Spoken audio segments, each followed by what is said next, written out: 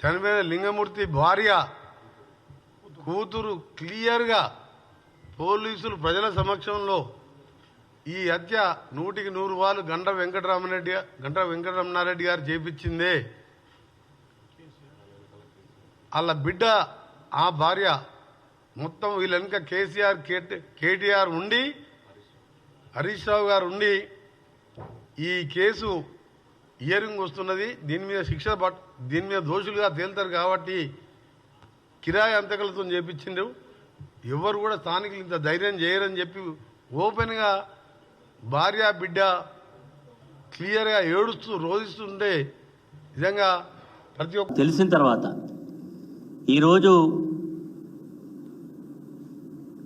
వీళ్ళు మాట్లాడేటువంటి మాటలు చూస్తూ ఉంటే ఈ యొక్క హత్యా కోణాన్ని రాజకీయ దురుద్దేశంతో బీఆర్ఎస్ పార్టీ పైన, సాక్షాత్తు మాజీ ముఖ్యమంత్రి కేసీఆర్ గారిపైన, హరీష్ రావు గారిపైన, నాపైన చుట్టేటువంటి ప్రయత్నం చేస్తున్నట్టు కనబడతా ఉన్నది. ఎందుకంటే